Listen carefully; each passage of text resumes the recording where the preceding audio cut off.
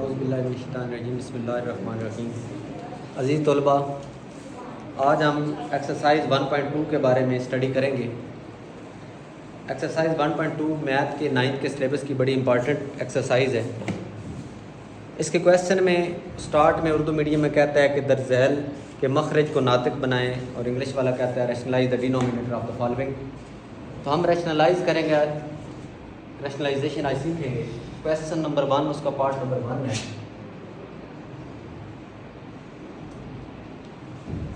13 divided by 4 plus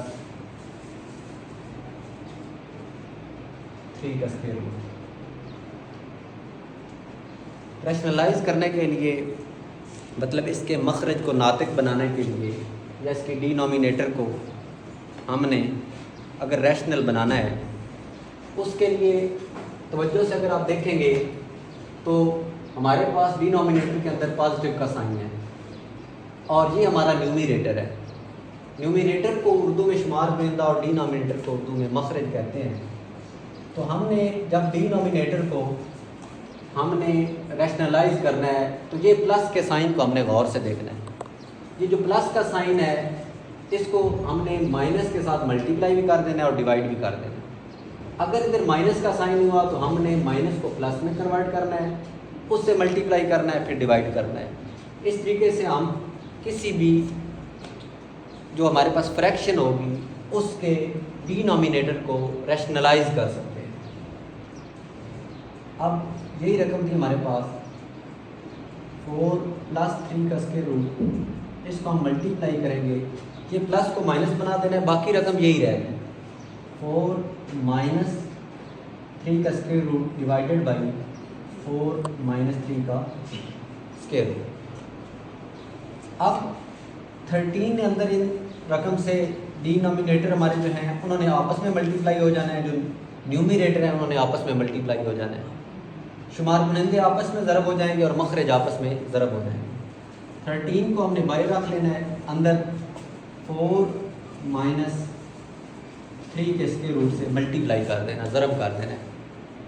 अब नीचे जब हम आएंगे तो यहाँ पे अगर हम गौर से देखें तो ये जो हमारी रकम बन रही है ये a प्लस बी की फॉर्म में और ये a माइनस बी की फॉर्म में बन रही है।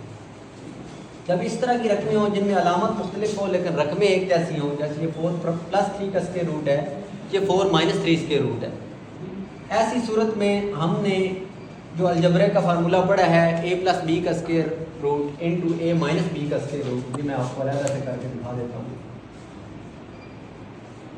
अब अगर ऐसी सिचुएशन बन जाए तो हमें पता है कि ये फिर पहली रकम का स्क्वायर लेना होता है माइनस दूसरी रकम का स्क्वायर लेना होता है। अब हम इसके लिए 4 प्लस 3 का स्क्वायर रूट 4 माइनस 3 का स्क्वायर रूट, 4 हमारी पहली रकम है और 3 हमारी दूसरी रकम है, तो हम 4 का स्क्वायर लेंगे और दरमियान में सिंबल माइनस का लगाएंगे। अब 3 का स्क्वायर रूट का स्क्वायर लेंगे तो अब हमारे पास जो ऊपर हमारे पास न्यूमरेटर को हमने मल्टीप्लाई किया था उनको आपस में मल्टीप्लाई कर देना है। 13 को 4 से मल्टीप्लाई किया तो 52 आ जाएगा, माइनस 13 बाहर लिख लेंगे इंटू 3 का स्क्वायर रूट डिवाइडेड बाई 4 का जब हम स्क्वायर लेंगे तो 16 आएगा। 3 के स्क्वायर रूट और स्क्वायर आपस में कैंसिल हो जाएंगे तो जस्ट हमारे पास 3 बच जाएगा। हमें पता है कि स्क्वायर रूट और स्क्वायर आपस में एक दूसरे से के साथ कैंसिल हो जाते हैं। अब ऊपर हमारे पास जो रकम बन गई है वो है 52 माइनस 13 इंटू 3 का स्क्वायर रूट, नीचे हमारे पास रकम बनी है 16 माइनस 3। अब ऊपर वाली रकम में हम गौर करें तो हम 13 इसमें से कॉमन भी ले सकते हैं। जब 13 हम कॉमन लेंगे तो अंदर हमारे पास आंसर बचेगा वो 52 इंटू 13। जब हम 52 को 13 पे डिवाइड करते हैं तो हमारा आंसर आता है 4। तो 4 हम इधर लिख देंगे, 13 को 13 पे डिवाइड करेंगे तो 1 आएगा, 1 लिखने की जरूरत नहीं है, इंटू 3 का स्क्वायर रूट डिवाइडेड बाई 16 में से 3 माइनस करेंगे तो इधर भी 13 आएगा। अब हम देख रहे हैं कि दोनों 13 आपस में एक दूसरे के साथ कट जाएंगे, ख़त्म हो जाएंगे। तो बाकी हमारे पास रकम बचेगी इसके कटने के बाद वो बचेगी 4 माइनस 3 का स्क्वायर रूट। अब हमें बोला गया था कि इसके डिनोमिनेटर को हमने रैशनलाइज करना है। अब हम इधर जो देख रहे हैं, इसका डिनोमिनेटर के अंदर अगर कोई नहीं होता तो 1 होता है, तो अब ये रैशनलाइज हो चुका है। यहाँ पे हमारा ये आंसर आ जाएगा और ये हमारे क्वेश्चन नंबर 1 का पार्ट नंबर 1 यहाँ पर कंप्लीट हो जाएगा।